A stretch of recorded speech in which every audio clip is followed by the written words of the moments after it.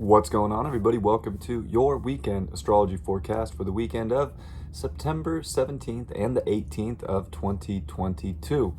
Astrologer Brian Scarborough here, Fixed Air Moon, keeping the collective fixed on astrology. Truly appreciate you all. Hope you're doing outstanding and ready for this weekend transmission. So, Friday was a huge day. Hopefully everybody kind of made it through that one. Just even thinking about it, I realized Chiron was in a yod too with Venus in the south node. So there was just that chart. I don't know. If you saw my horoscope for Friday, like I was kind of blown away by it, of course. So I think there's a lot to unpack for each and every one of us in how Friday kind of unraveled in its own way. So it's something to at least, with all these retrogrades and Mercury retrograde, kind of like configure that within yourself to get that clarity. And as we come into this weekend, we are going to see that moon finish up in Gemini. It's going to be in a big T-square here with the moon. The moon will be in a T-square with the sun in Virgo and Neptune in Pisces. Of course, they're finishing their exact opposition today, and the moon's going to come to 24 degrees to make that third quarter square from Gemini to Virgo to the sun, and kind of, that waning square to close the Virgo lunation cycle here. And it's with Neptune, so hypersensitive, but also it's in these mutable energies, right? So we're like seeing this divine change take place. We're seeing a lot of, it could be very sensitive feelings. It could be very frustrated with Mars and Venus still in square. Just with Mars slowing down, there's a frustration that can be happening. We're at this, kind of critical juncture here where I feel like so much of this weekend is about finding this alignment and this balance. And I think this understanding within our personal lives and what makes us feel good and what makes sense, while simultaneously nothing making sense. Everything seems to be happening for a certain reason. Maybe it's really hard to find that linear truth right now. And that's where this T-square to the moon is going to be extremely sensitive or throw people for a loop and kind of like, I don't know, it feels like high anxiety, for many people out there, or, not really feeling like a Saturday, kind of feeling like stressed and like, apologize for the air conditioner, it's hot here. Like high stress, high anxiety of like the reality and like what's happening, especially in our personal lives. Hopefully, we're at a point where we can kind of disconnect from the world stuff that isn't our own and really like, be objective with that stuff and use it. But I think it's, a big focus on like your reality. And we're going to see this weekend Mercury in its exact opposition to Jupiter as it's retrograding back through Libra, and Jupiter's going to come to 4 degrees. Mercury's going to be at this 5th and 4th degree, which tomorrow on Sunday the moon will leave that T-square from Neptune and the sun, having to really understand our reality, our dreams, these sensitive things. And then it comes into Cancer where it's dignified, but it is definitely bringing up our emotions, definitely bringing up our home lives, personal stuff that's really close knit to us. And it's going to be in a T-square with the Mercury-Jupiter opposition. So it's like T-square to our emotions, our feelings, and it's extremely sensitive. Also, the Chiron aspects that Venus has been in, Mars with Chiron, there is a level this weekend where I think there's a lot of this healing aspect that's taking place of just like seeing things for what they are, but not losing ourselves or getting upset over little things. And it's probably like a lot of little things. Definitely was forced. Like, I feel like we're all kind of forced to just, okay, feeling like we have to push. And we can have the energy for it, but we can also be, extremely drained.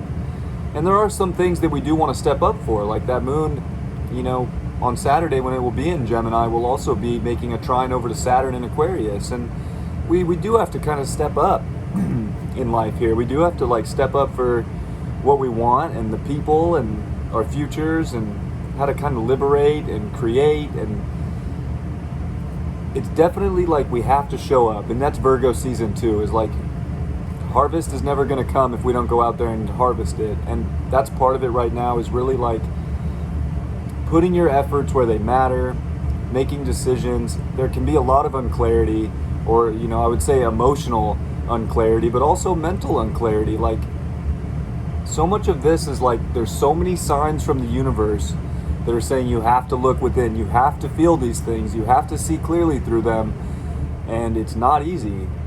It's really not. And I think that this weekend especially is just like a big check on sort of the spiritual growth we've made.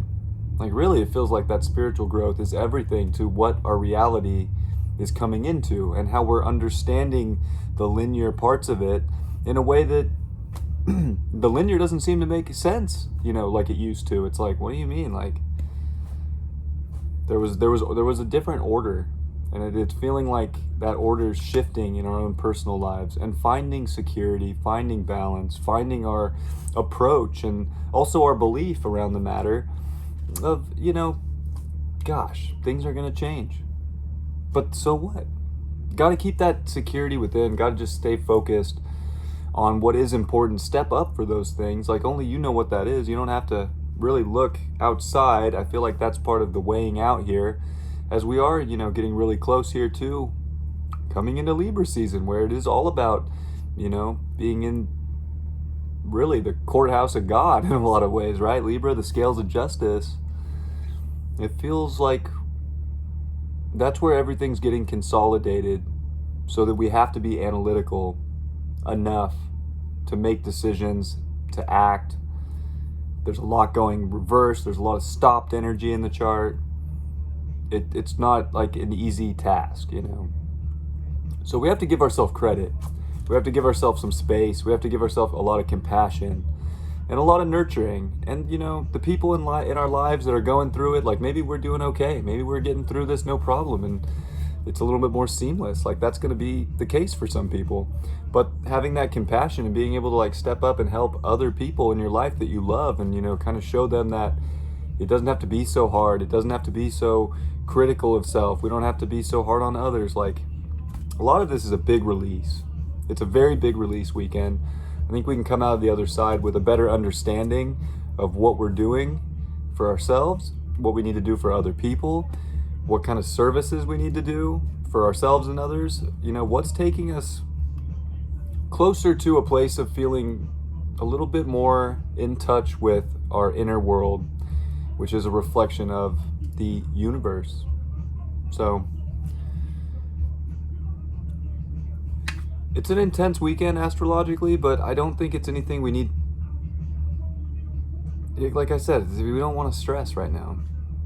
We have to we almost have to take the punches and kind of like find the balance between the faith that things will just work out, but also the truth of the matter, feeling secure throughout change. And I think really, giving ourselves pats on the back. Like, it's one of those weekends of like coming off that week, coming off like even just the astrology of Thursday, Friday, off a full moon in Pisces. Like, we've all kind of had to go through a lot energetically. And this is definitely, as that moon's waning out and getting ready to, come into Libra and make a Libra new moon, and the sun's getting ready to come into Libra, we're definitely ready to like let go of the things that are tricking our minds, or the trickery in our lives, or how we trick ourselves into thinking one way or the other. That is it actually the ultimate truth for you? Does it actually need to be that way? We'll see. Cards for the day. Are you kidding me? The Six of Wands, again, reverse. That's 3 different decks, 3 different days in a row we've gotten the Six of Wands. Still looking for that victory, I guess. Like, I feel like we thought it was like right there on the tip, and then the last couple days happened, and we can feel like, what even is the victory?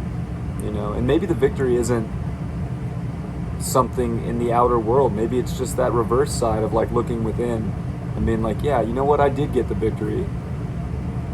And not feeling like, we're not strong enough to do that, or to shift the perspective in our life to see that maybe it looks like a loss to someone else, or maybe it looks like an L, in the old frequency of the world, but like in this new one, it really wasn't. you know. The Hierophant.